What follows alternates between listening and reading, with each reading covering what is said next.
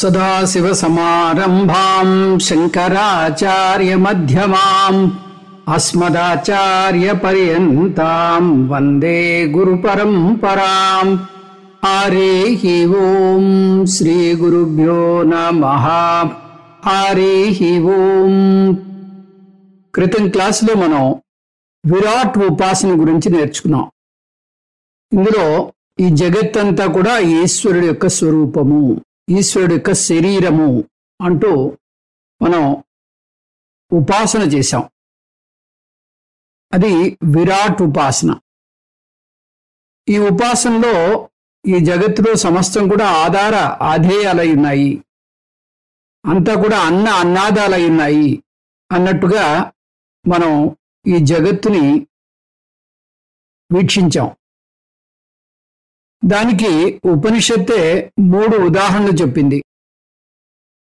ఒకటి ప్రాణము శరీరము, రెండోది జలము అగ్ని, మూడోది పృథివీ ఆకాశము అంటూ ఈ 3 జంటల మధ్య అన్నాద సంబంధము, ప్రతిష్ఠిత సంబంధం, ఈ 2 సంబంధాలు చూపిస్తూ ఇవి పరస్పరం మారుతూ ఉంటాయి. కాబట్టి ఈ జగత్తులో ఏది కూడా స్వంతంగా ఉనికిని కలిగి లేవు, అన్నీ ఒకదాని మీద ఒకటి ఆధారపడే ఉన్నాయి.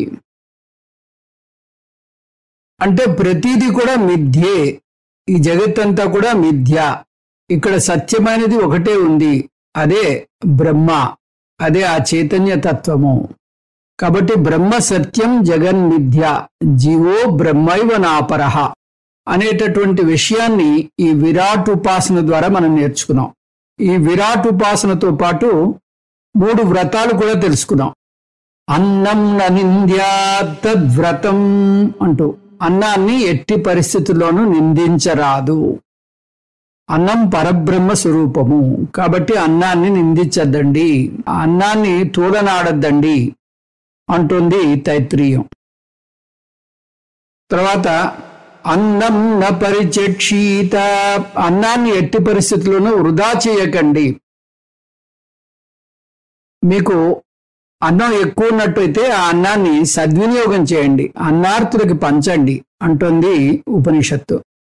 ఎంతో మంది అన్నం దొరక్క విలవిల్లాడిపోతున్నారు, అటువంటి వారికి అన్నాన్ని అందించండి, అది గృహస్థుగా మీ ధర్మం అంటోంది ఉపనిషత్తు. ఇంకా 3వ వ్రతం అన్నం బహుకుర్వీత అంది, అన్నాన్ని సమృద్ధిగా పండించండి అంటోంది. అన్నాన్ని ఎందుకు సమృద్ధిగా పండించాలి? ఎందుకంటే అన్నం అందరికీ అందాలి, ఆకలిని తీర్చాలి. కాబట్టి అన్నాన్ని సమృద్ధిగా పండించి అన్నార్తులకి ఆ అన్నాన్ని అందించాలి. అంతేకాదు గృహస్థు మీద 3 ఆశ్రమాలు ఆధారపడి ఉంటాయి. సన్యాసులు, వానప్రస్థులు, బ్రహ్మచారులు ఆధారపడి ఉంటారు. కాబట్టి గృహస్థు అన్నాన్ని సమృద్ధిగా పండించి అన్నాన్ని సమృద్ధిగా వండి ఈ 3 ఆశ్రమాల్ని రక్షించేటటువంటి బాధ్యతని స్వీకరించాల్సి వస్తుంది. అందుకని అన్నం బహుకుర్వీత అంది తైత్రీయోపనిషత్తు. ఇప్పుడు మనం 10వ అనువాకంలో ప్రవేశిద్దాం. ముందుగా 10వ అనువాకం చూద్దాం.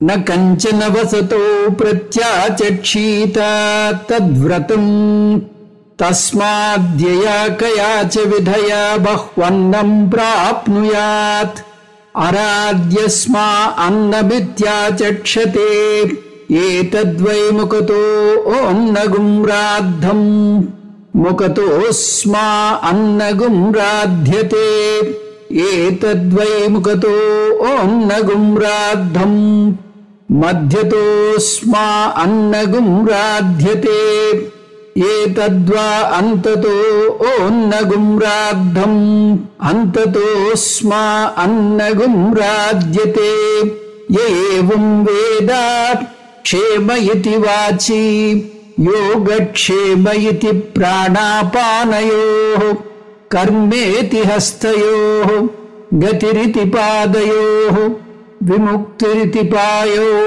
ఇతి మానుషీ సమాజ్ఞాః అథ దైవీ తృప్తిరితి వృష్టౌ బలమితి విద్యుతి యశైతి పశుషు జ్యోతిరితి నక్షత్రేషు ప్రజాతిరమృతమానంద ఇత్యుపస్థే సర్వమిత్యాకాశే తత్ప్రతిష్ఠేత్యుపాసీత ప్రతిష్ఠావాన్ భవతి తన్మహ ఇత్యుపాసీత మహాన్ భవతి తన్మన ఇత్యుపాసీత మానవాన్ భవతి తన్నమ ఇత్యుపాసీత నమ్యంతే ఏస్మై కామాః తద్బ్రహ్మేత్యుపాసీత బ్రహ్మవాన్ భవతి తద్బ్రహ్మణ పరిమర ఇత్యుపాసీత పర్యేణం మ్రియంతే ద్విషంతః సపత్నాః పర్యే ప్రియ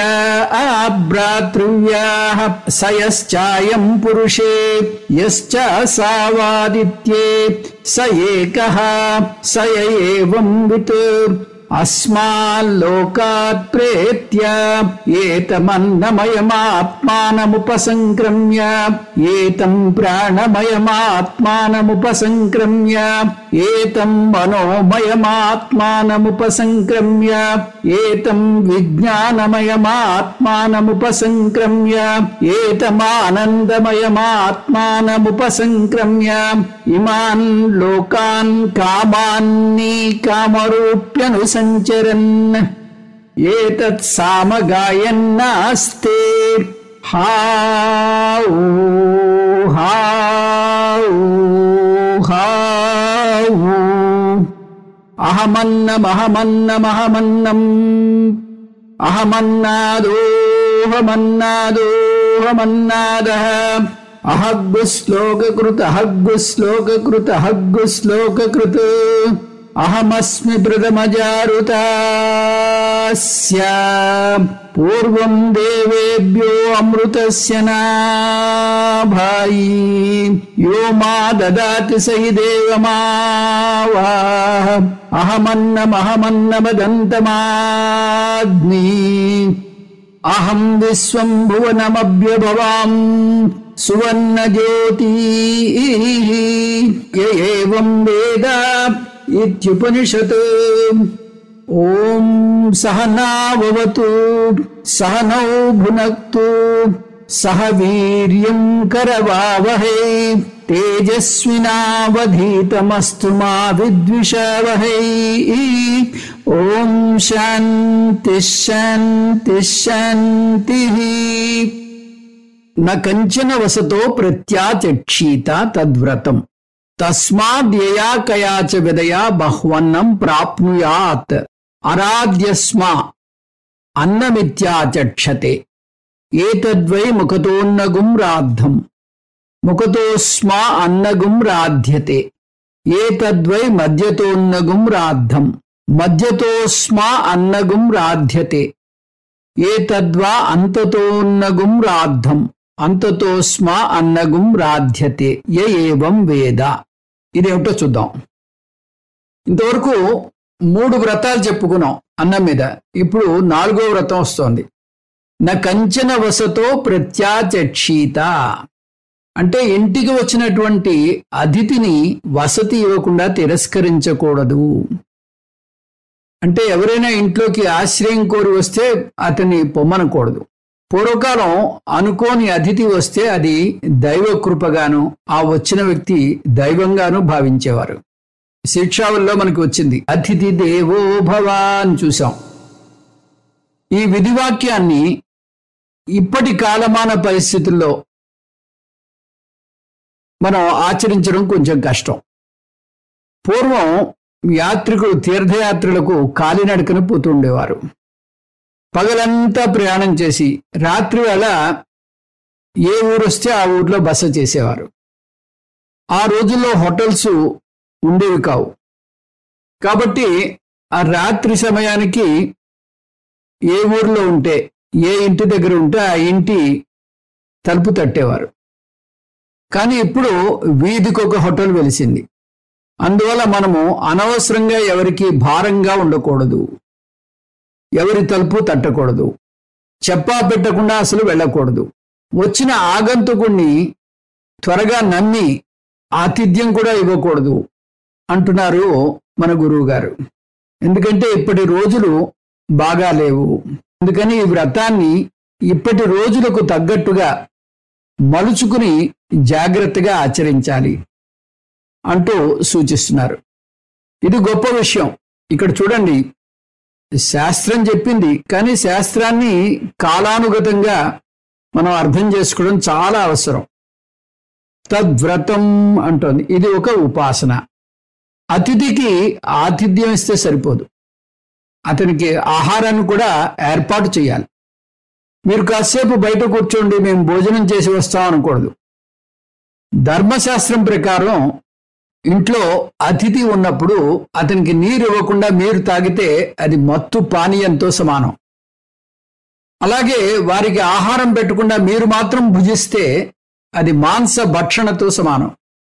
పూర్వకాలంలో అందువలనే అన్నం ఎక్కువగా ఉండేవారు. అతిథి అంటే చెప్పకుండా వచ్చే వ్యక్తి అని అర్థం. అందువల్ల ఎవరు ఎప్పుడు వస్తారో తెలియదు కాబట్టి అలా ఎవరైనా అనుకోకుండా వచ్చినా వారికి సరిపడేంత అన్నం వండేవారు. పూజ్య స్వామీజీ అంటూ ఉండేవారు, వంట వండని గృహం గృహం కాదు అని. అది గృహం అనడానికి వీలు కాదు. ఇంటి యజమాని గృహపతి అని, అతను రాజేసే అగ్నిని గార్హపత్య అగ్ని అని అంటారు. అతిథికి బయట నుంచి తెప్పించిన భోజనం పెట్టకూడదు. ఇంట్లోనే వండి భగవంతునికి అర్పించి ఆ తర్వాత అతనికి పెట్టాలి. నాన్నోదక సమందానం తిథిర్నైకాదశీ సమా న గాయత్ర్యా పరో మంత్ర న మాతు పరదైవతం. అన్నపానాదులను మించిన దానం లేదు. ఏకాదశి ఉపవాసాన్ని మించినటువంటి వ్రతం మరొకటి లేదు. గాయత్రి మంత్రాన్ని మించిన మంత్రం మరొకటి లేదు. తల్లిని మించిన దైవం మరి లేదు. తస్మాత్ బహ్వన్నం ప్రాప్నుయాత్. అందువల్ల సమృద్ధిగా అన్నాన్ని సంపాదించాలి, అన్నదానం చేయాలి.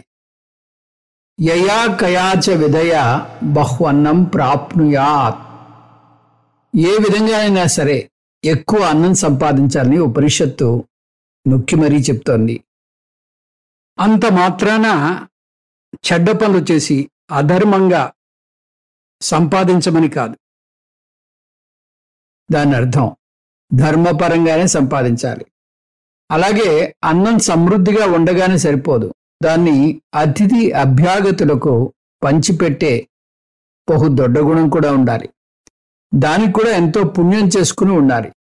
శతేషు జాయతే శూరః సహస్రేషు చ పండితః వక్త శతసహస్రేషు దాత భవతి వా నవా.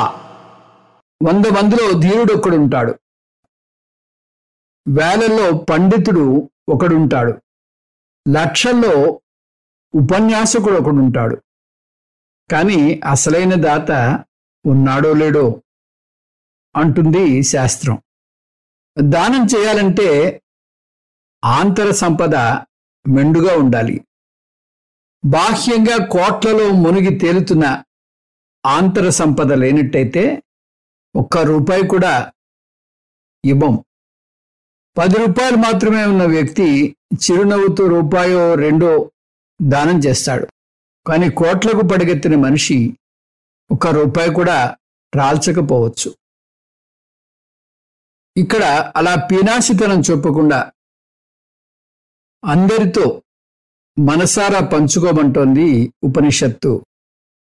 అంతేకాదు, వేళకాని వేళ అనుకోకుండా వచ్చిన అతిథికి వీరికి ఏమైనా ఇబ్బంది కలిగిస్తున్నామేమో అనే మొహమాటం ఉంటుంది.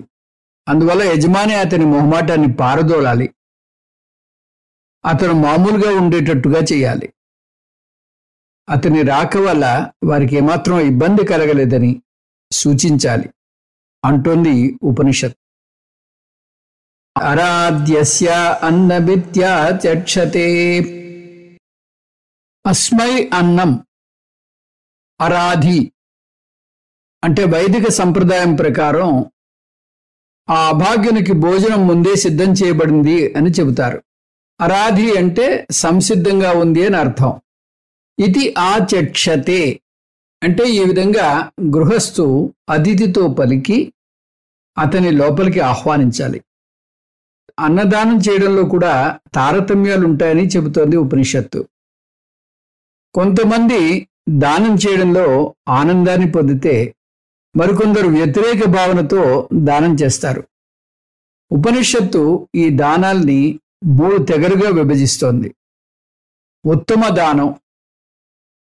మాటల్లో చేతల్లో కూడా ఈ దాత దానం చేయడంలో తనకు కలిగే ఆనందాన్ని పంచుకోవడం, దానం చేయగలగడం తన అదృష్టంగా భావిస్తాడు. అధమ ధ్యానం. సణుక్కుంటూ విసుక్కుంటూ ఇష్టం లేకుండా దానం చేయడం. మధ్యమ దానం. మరీ పొంగిపోకుండా మరీ సడగకుండా మధ్య రకంగా దానం చేయడం. ఈ దానాల్లో తారతమ్యాలు ఉన్నాయి కాబట్టి సహజంగా ఈ దాతలకు కలిగే ఫలాల్లో కూడా తారతమ్యాలు ఉంటాయి అంటోంది ఉపనిషత్. మీరు ఆనందంగా దానం చేస్తే మీ వృద్ధాప్యం కూడా అంత ఆనందంగా సాగిపోతుంది. మీరు సణుక్కుంటూ దానం చేస్తే మీకు కూడా సేవలు సణుక్కుంటూ చేస్తారు మీ వృద్ధాప్యంలో. ఒక ముక్కలో చెప్పాలంటే మీరు ఎదుటివారిని ఎలా చూస్తే మీకు కూడా అలాగే జరుగుతుంది. ఇది ప్రకృతి సూత్రం అంటోంది ఉపనిషత్. ఈ ప్రపంచం ఒక అద్దం లాంటిది. మీరు అద్దంలో చూసి చిరునవ్వు చిందిస్తే అది మీకు చిరునవ్వుని పంచుతుంది. అద్దంలో చూసి మీరు ఉరిమితే అది కూడా మిమ్మల్ని ఉరిమి చూస్తుంది. యథా కర్మ తథా ఫలం. ఎటువంటి కర్మ చేస్తే అటువంటి ఫలం వస్తుంది. ఏతద్వై ముఖతోన్నగం రాద్ధం. ఈ ఆహారాన్ని శ్రద్ధగా వండి సమర్పిస్తే ముఖతోస్మా అన్నగం రాధ్యతే. అలా అర్పించిన అన్నదాతకు కూడా భవిష్యత్తులో అన్నం అదే విధంగా అందజేయబడుతుంది. ఏతద్వై మధ్యతోన్నగం రాద్ధం. మధ్య రకంగా అన్నదానం చేస్తే మధ్యతోస్మా అన్నగం రాధ్యతే. అతనికి కూడా అదే మధ్య రకంగా అందజేయబడుతుంది. ఏతద్వా అంతతోన్నగం రాద్ధం. అధమ రకంగా అన్నదానం చేస్తే అంతతోస్మా అన్నగం రాధ్యతే. అతనికి కూడా అధమ రకంగా అన్నం అందజేయబడుతుంది. ఏవం వేద. ఇందాక చూసిన ప్రకృతి సూత్రాన్ని మళ్ళీ గుర్తుపెట్టుకోవాలి. ప్రపంచం మీకేమీ కొత్తగా ఇవ్వదు. మీరు ప్రపంచమనే బ్యాంకులో దేన్ని జమ చేస్తే దాన్నే తిరిగి తీసుకోగలుగుతారు. మీరు సుఖాన్ని జమ చేస్తే సుఖాన్ని, దుఃఖాన్ని జమ చేస్తే దుఃఖాన్ని తీసుకోగలుగుతారు. సహా తత్ఫలం ఆప్నోతి. ఈ వాక్యాన్ని మనం కలుపుకోవాలి. ఈ జ్ఞానం పొందిన వ్యక్తికి ఈ ఫలం కలుగుతుంది. అంటే ఈ తారతమ్యాన్ని తెలుసుకున్న వ్యక్తి ఉత్తమ దానం చేసేటటువంటి అవకాశం ఉంది. సహజంగానే అతనికి ఉత్తమ ఫలం వస్తుంది. ఇప్పుడు ఉపనిషత్తు మరికొన్ని ఉపాసనల గురించి చెప్తోంది. క్షేమ ఇతి వాచి యోగక్షేమ ఇతి ప్రాణాపానయోః కర్మేతి హస్తయోః గతిరితి పాదయోః విముక్తిరితి పాయో ఇతి మానుషీ సమాజ్ఞాః. మొదటి తరహా ఉపాసనలు అధ్యాత్మం అని చెప్పాం. అంటే మన శరీర భాగాలకు సంబంధించినది. రెండో తరహా అధిదైవిక ఉపాసనలు. అది దేవతల మీద ఉపాసన. ఇప్పుడు ఉపాసనా యోగము అనువాకం 10లో కొంత భాగంలో మనకి వస్తుంది. దాన్ని చూద్దాం. ఇది ఉపాసన 2, ఆధ్యాత్మిక బ్రహ్మ ఉపాసన. మొదటి ఉపాసన విరాట్ ఉపాసన అనువాకం 7 నుంచి 9 వరకు చూసాం. మామూలుగా ఉపాసన చేసేటప్పుడు ఉపాస్య దేవతను ఆవాహన చేయడానికి ఒక ఆలంబన తీసుకుంటాం. ఉదాహరణకు శివలింగం మీద ఆ శివుణ్ణి, సాలగ్రామం మీద విష్ణుమూర్తిని ఆవాహన చేస్తాం. కానీ ఇప్పుడు చూడబోయే ఉపాసన శరీర అంగాల మీద చేస్తాం. మన శరీర అంగాల మీద బ్రహ్మను ఆవాహన చేస్తాం. కాబట్టి దీన్ని ఆధ్యాత్మిక ఉపాసన అంటాం. ఏతద్యేవాక్షరం బ్రహ్మ ఏతద్యేవాక్షరం పరం ఏతద్యేవాక్షరం జ్ఞాత్వా యో యదిచ్ఛతి తస్య తత్. కఠోపనిషత్. ఓంకారమే నిర్గుణ బ్రహ్మ. ఎవరు దేన్ని ఉపాసిస్తే దాన్నే పొందుతారు. ఇక్కడ ఒక్కొక్క అంగాన్ని బ్రహ్మ యొక్క ప్రకటిత రూపంగా, బ్రహ్మ యొక్క మహిమగా చూస్తాం. భగవద్గీతలో విభూతి యోగాన్ని గుర్తు తెస్తుంది ఇది. ఇక్కడ ఆధ్యాత్మిక అనే పదానికి బదులు మానుషి అనే పదాన్ని, ఉపాసన బదులు సమాజ్ఞ అనే పదాన్ని వేసింది ఉపనిషత్తు. అందువల్ల మానుషి సమాజ్ఞ అంటే ఆధ్యాత్మిక బ్రహ్మ ఉపాసనలు అన్నమాట. క్షమయితి వాచి, బ్రహ్మ ఉపాసీత అనే పదాన్ని కలుపుకుందాం. క్షేమయితి వాచి బ్రహ్మ ఉపాసీత. వాగేంద్రియంలో క్షేమం రూపంలో బ్రహ్మను ఉపాసించాలి. వాచి అంటే వాగేంద్రియం, క్షేమం అంటే మంగళం. ప్రతి ఉపాసన తర్వాత బ్రహ్మ ఉపాసిత అనే పదాన్ని కలుపుకుంటూ ఉండాలి. వాగేంద్రియం ఒక వాక్కుకి సంబంధించిందైతే ఉపనిషత్తు అది మొత్తం క్షేమాన్ని కలుగజేస్తోంది అంటోంది. ఎందుకు?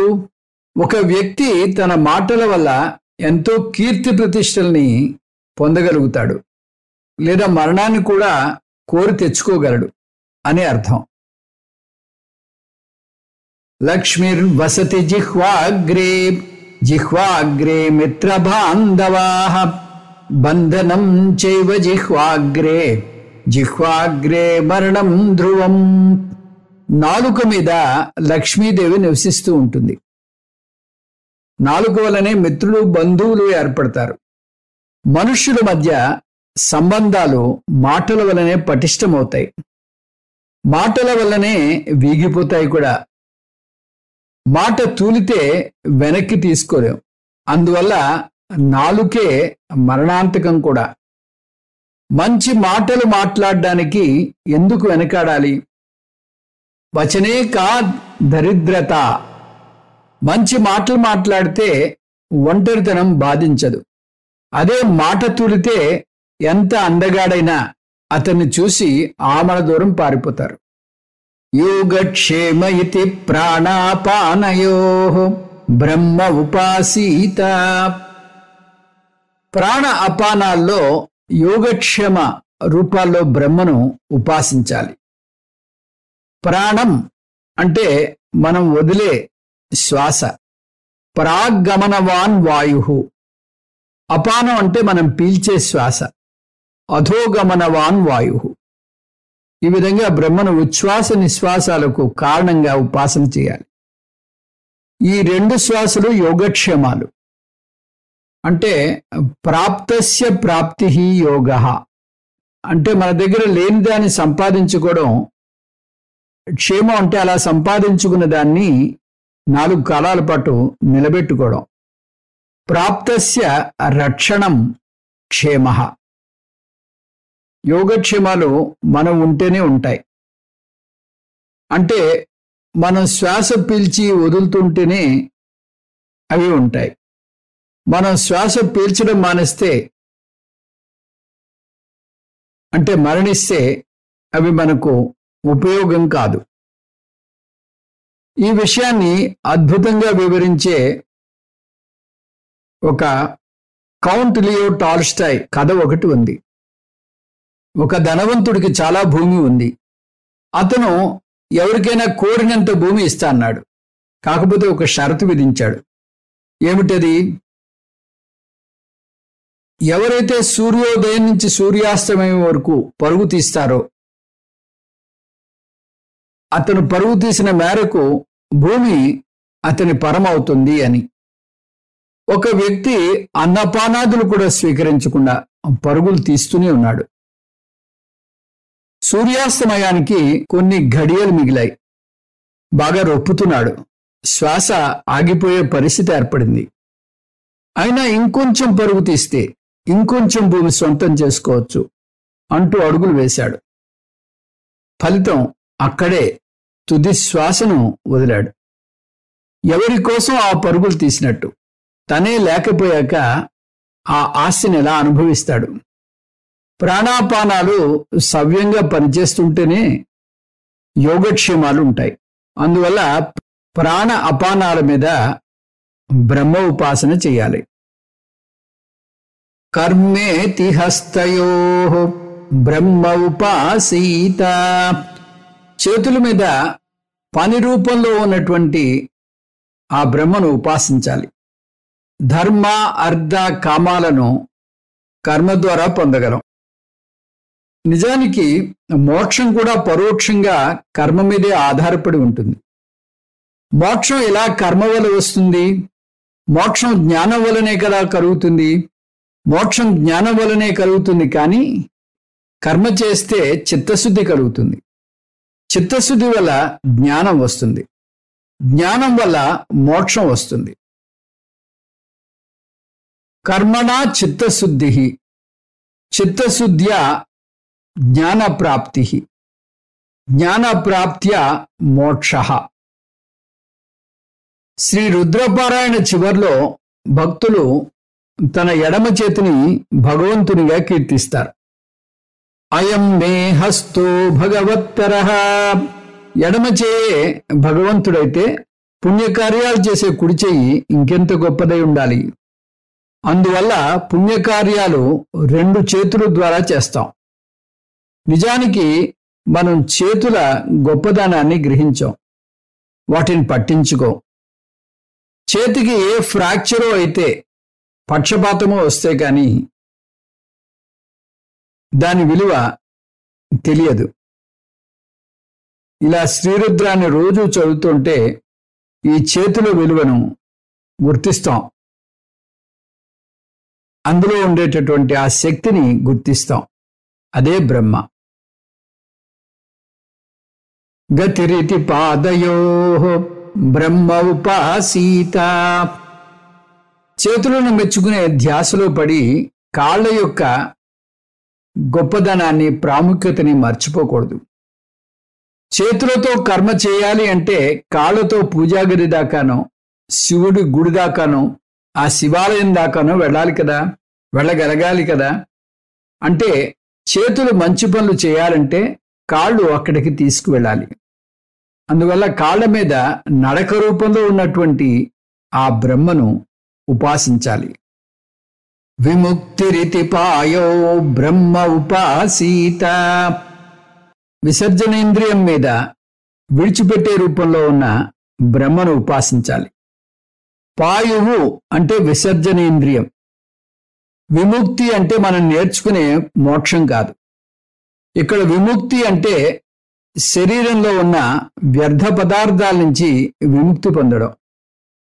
ఈ ఉపాసన నుంచి మనం నేర్చుకునే గొప్ప పాఠం, శరీరంలోని ప్రతి భాగము పవిత్రమైనదే. అశుద్ధం అనుకునే పాయువు మీద కూడా ఉపాసన చేయమని వేదాంతం అంటోంది. ఎందుకంటే అది శరీరాన్ని శుద్ధి చేస్తుంది. అందువల్ల శరీరం ఆరోగ్యంగా ఉంటుంది. పాయువు విలువ కూడా అది తన పని తాను చేసుకుంటూ పోతున్నంత వరకు తెలియదు. ఏ మలబద్ధకమో విరోచనాలో పట్టుకుంటేనో దాని విలువ తెలుస్తుంది. శిక్షావళిలో కూడా మనను మనం పవిత్రంగా భావించుకోవాలని వస్తుంది. మనని మనం కించపరుచుకునే అలవాటు ఉంటే వేదాంతం నేర్చుకోలేము. వేదాంతం నేర్చుకున్నాక అహం బ్రహ్మ అస్మి అని చెప్పగలగాలి. మనను మనమే గౌరవించుకోకపోతే ఎదుటివారు మనను ఎలా గౌరవిస్తారు? దయానంద సరస్వతిజీ అంటారు, ఎవరైనా నువ్వు చాలా మంచివాడివి అంటే మీరు ఆశ్చర్యంగా అవునా, ఏ విషయంలో అంటారు. అలా మిమ్మల్ని మీరు కించపరుచుకోకూడదు. ఈ విషయం అర్థం చేసుకోవాలి. ఇదొక ముఖ్యమైన పాఠం. దేహాన్ని ద్వేషించకూడదు. ఆత్మజ్ఞానం పొందితే ఈ శరీరం అనాత్మ నేర్చుకుంటాం. అది అనాత్మ కాబట్టి దేహాభిమానం పెంచుకోవద్దు అంటోంది ఉపనిషత్. కానీ వచ్చిన చిక్కేమిటంటే దేహాభిమానం పెంచుకోవద్దు అంటే దేహ ద్వేషాన్ని పెంచుకుంటారు కొంతమంది. అలా విపరీత ధోరణికి పోకూడదనే శాస్త్రం ఈ కార్యకరణ సంఘాతం పవిత్రమైనది, దీన్ని ఉపయోగించే మోక్షం పొందాలని చెబుతోంది. అందువల్ల దేహంలోని అంగాల మీద ఉపాసన చేయాలి. దేహే ఈశ్వర బుద్ధి కర్తవ్యా ఇది మానుషీ సమాజ్ఞా. దీనితో ఆధ్యాత్మిక ఉపాసన అయిపోయింది. ఉపనిషత్తు ఇక్కడితో ఆధ్యాత్మిక ఉపాసన పూర్తి చేసింది. కానీ అధిదైవ ఉపాసన చివరిలో ఇంకొక ఆధ్యాత్మిక ఉపాసన మళ్ళీ వస్తుంది. ఇది వేదమంత్రం కాబట్టి మనం శాస్త్రాన్ని తప్పుపట్టకూడదు. ముందు దాన్ని చూశాక ముందుకు వెళదాం. ప్రజాతిరమృత మానందయిత్యుపస్తే. ప్రజాతిరమృతమానంద ఇత్యుపస్తే బ్రహ్మ ఉపాసీత. ఉపస్థలో సంతాన రూపంలో ఉన్నటువంటి బ్రహ్మను ఉపాసించాలి. ఉపస్థ అంటే జననేంద్రియం. గుర్తుంచుకోండి, మన వైదిక సాంప్రదాయంలో ఏదీ అమంగళం కాదు, దేన్ని త్రోసిపుచ్చకూడదు. మన శరీరంలో ఉన్న ప్రతి ఒక్క అంగానికి ఒక ప్రత్యేక విధి ఉంది. అసలు ఏ పరికరాన్ని కూడా ధార్మికం లేదా అధార్మికం అని పేరు పెట్టకూడదు. దానికి ఆ పేరు మనం వాడేదాన్ని బట్టి ఉంటుంది.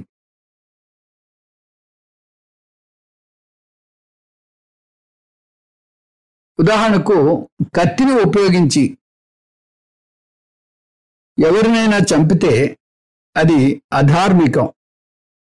అదే కత్తితో కూరగాయలను కోస్తే అది ధార్మికం. జననేంద్రియం 3 పనులను చేస్తుంది. ప్రజాతి అమృతం ఆనంద.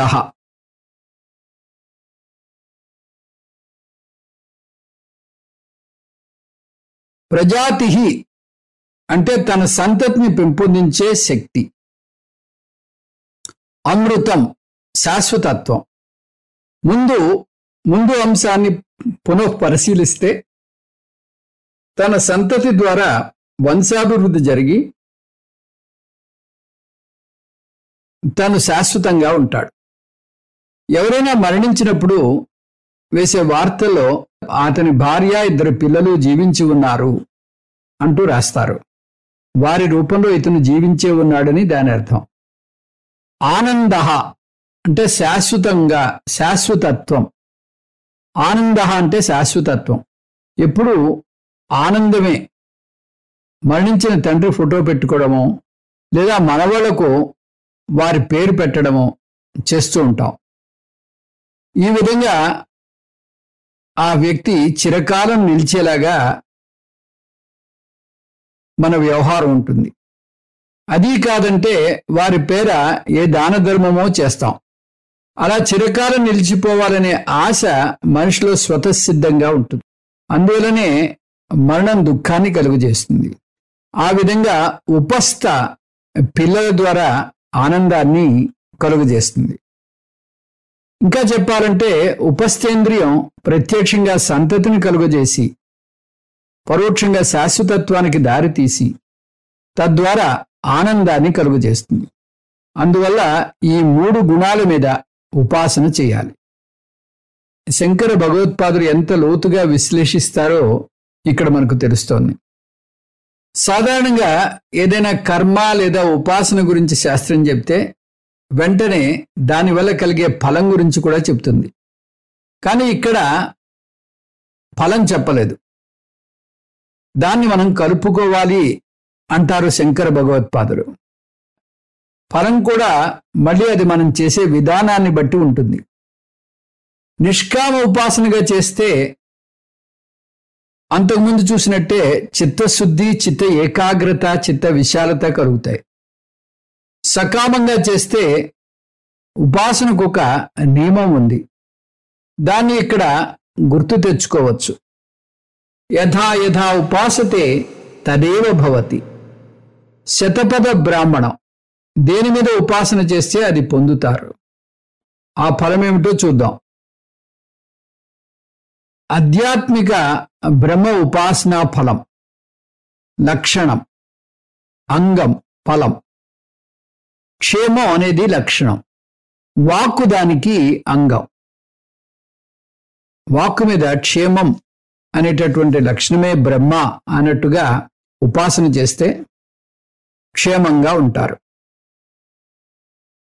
యోగక్షేమం లక్షణం, ప్రాణ అపాన శ్వాసలు అంగం.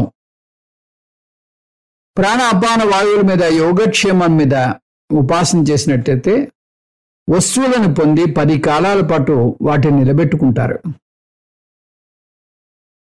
ఇంకా చేయి మీద ఆ చేయి చేసేటటువంటి కర్మలు అదే బ్రహ్మ అన్నట్టుగా ఉపాసన చేస్తే కర్మల్ని మరింత సమర్థవంతంగా ఇంకా ఎక్కువగా చేసేటటువంటి శక్తిని కలిగి ఉంటారు. ఇంకా పాదం మీద ఆ నడిచే శక్తే బ్రహ్మ అని గాని ఉపాసన చేసినట్టయితే కాళ్ళు చాలా శక్తివంతంగా ఉంటాయి. పాయువు అంటే విసర్జన ఇంద్రియం మీద విముక్తి అనేది, ఆ విసర్జన అనేది కూడా ఆ బ్రహ్మ యొక్క మహిమే అన్నట్టుగా ఉపాసన చేసినట్టయితే వ్యర్థ పదార్థాల నుంచి విముక్తి కలుగుతుంది. ఉపస్థం ప్రజరితిరమృతం ఆనంద. ఉపస్థ మీద ఉపాసన చేస్తే సంతానము, శాశ్వతత్వము, ఆనందము కలుగుతాయి. అథ దైవీ తృప్తిరితి పృష్టౌ బలమితి విద్యుతి యశయితి పశుషు జ్యోతిరితి నక్షత్రేషు సర్వమిత్యాకాశే. ఇది 3వ ఉపాసన, అధిదైవిక బ్రహ్మ ఉపాసన. ఇంతవరకు ఆధ్యాత్మిక బ్రహ్మ ఉపాసన చూసాం. ఇప్పుడు అధిదైవిక బ్రహ్మ ఉపాసన చూడబోతున్నాం. అథ దైవీ సమాజ్ఞ. సమాజ్ఞ అనే పదాన్ని మనం కలుపుకోవాలి. దైవీ అంటే అధిదైవికం. ఇందులో ప్రకృతిలో ఉన్న అధిష్టాన దేవతలను బ్రహ్మ యొక్క విభూతిగా తీసుకోవాలి. తృప్తిరితి వృష్టౌ బ్రహ్మ ఉపాసీత. వర్షంలో తృప్తి రూపంలో ఉన్నటువంటి ఆ బ్రహ్మను ఉపాసించాలి. వృష్టి అంటే వర్షం. మానవ జాతికి అంతటికీ వర్షం చాలా ముఖ్యమైనది. వర్షం పంటల్ని పండించడం ద్వారా ప్రత్యక్షంగా తృప్తినిస్తే పరోక్షంగా వేరే కారణాల ద్వారా మనకి తృప్తినిస్తుంది. ప్రాథమిక తృప్తి శారీరకం. సమృద్ధిగా పంటను పండించి ఆకలిని తీర్చడం ద్వారా తృప్తినిస్తుంది. అంతేకాదు, వర్షం సకాలంలో సక్రమంగా పడితే దేశ ఆర్థిక పరిస్థితి బాగుండి మనుషులకు తృప్తినిస్తుంది. ఈ విషయాన్ని ప్రశ్న, ఛాందోగ్య, బృహదారణ్యకోపనిషత్తుల్లో అనేక సందర్భాల్లో చూస్తాం. తిరుక్కురల్, తిరువళ్ళువార్ మహాత్ముల విభూతులను వర్ణించిన వెంటనే ఆకాశం, మేఘాలు, వర్షం యొక్క విభూతులను వర్ణిస్తాయి. బలమితి విద్యుతి బ్రహ్మ ఉపాసీత. మెరుపులో బలం లేదా శక్తి రూపంలో ఉన్న బ్రహ్మను ఉపాసించాలి. మెరుపు మీద ఉపాసనను కేనోపనిషత్తులో కూడా చూస్తాం. అందులో బ్రహ్మ యక్షుని రూపంలో ఒక మెరుపులా మెరిసి మాయమవుతాడు. ఒక్క మెరుపు మెరిస్తేనే అందులో ఎంతో శక్తి ఉంటుంది. కానీ దురదృష్టవశాత్తు ఆ శక్తిని విద్యుత్ శక్తిగా వినియోగించుకునే సాంకేతిక పరిజ్ఞానం ఇంకా రాలేదు. యశయితి పశుషు బ్రహ్మ ఉపాసీత. పశువుల్లో కీర్తి రూపంగా ఉన్న బ్రహ్మను ఉపాసించాలి. పశువు అంటే ఆవు. పూర్వకాలం ఆవును కూడా సంపదగా భావించేవారు. ఆవులను దక్షిణగా ఇచ్చేవారు. జనక మహారాజు పండిత సభను ఏర్పాటు చేసి ఆ సభలో ఉత్తమమైనటువంటి వేద పండితునకు 1000 ఆవులు బహుమానంగా ఇస్తానని ప్రకటిస్తాడు. బృహదారణ్యకోపనిషత్తులో పూర్వం ఎంత ఎక్కువ పశు సంపద ఉంటే అతని కీర్తి ప్రతిష్టలు కూడా అంత ఎక్కువగా ఉండేవి. ఎందుకంటే అంత సంపద ఉన్న వ్యక్తి ధార్మిక పనులకే తన సంపాదనను ఉపయోగిస్తాడని శాస్త్రం భావిస్తోంది. అతని సమాజ సేవ అతనికి కీర్తిని తెచ్చిపెడుతుంది. జ్యోతిరితి నక్షత్రేషు బ్రహ్మ ఉపాసీత. నక్షత్రాల్లో జ్యోతి రూపంలో ఉన్న బ్రహ్మను ఉపాసించాలి.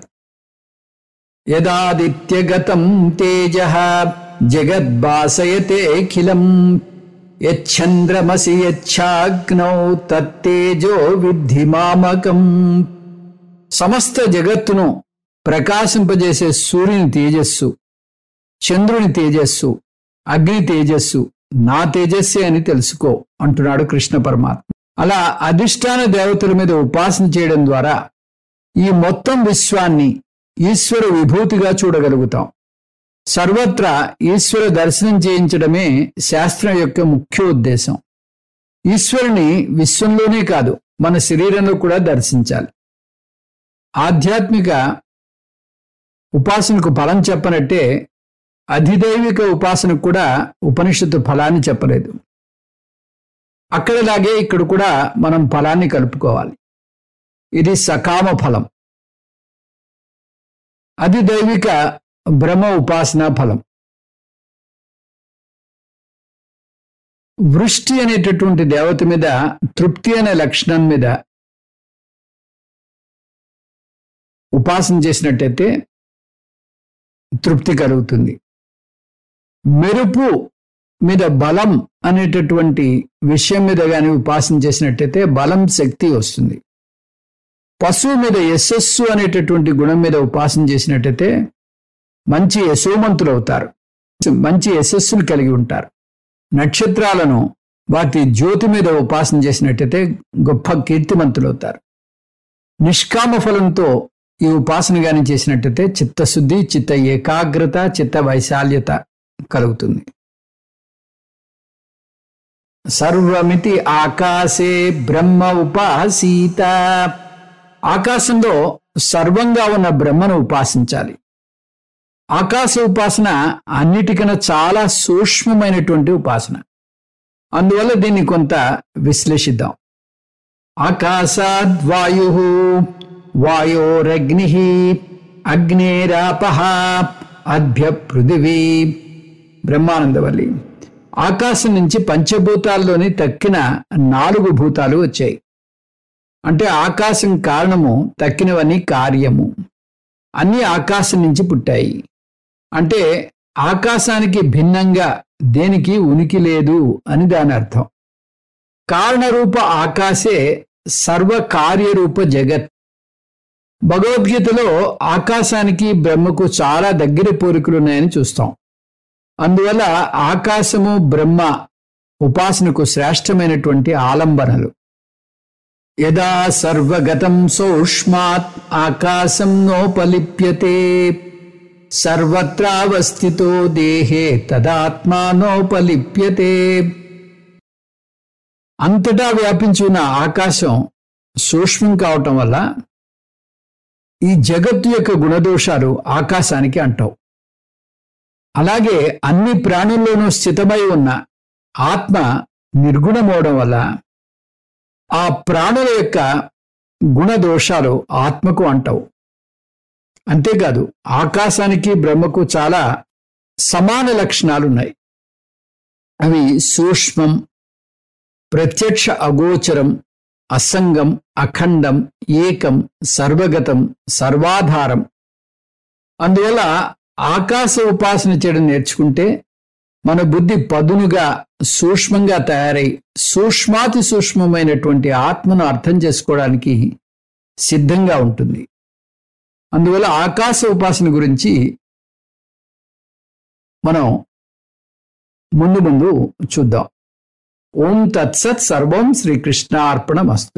ఓం పూర్ణమదః పూర్ణమిదం పూర్ణాత్ పూర్ణముదచ్యతే పూర్ణస్య పూర్ణమాదాయ పూర్ణమేవావశిష్యతే.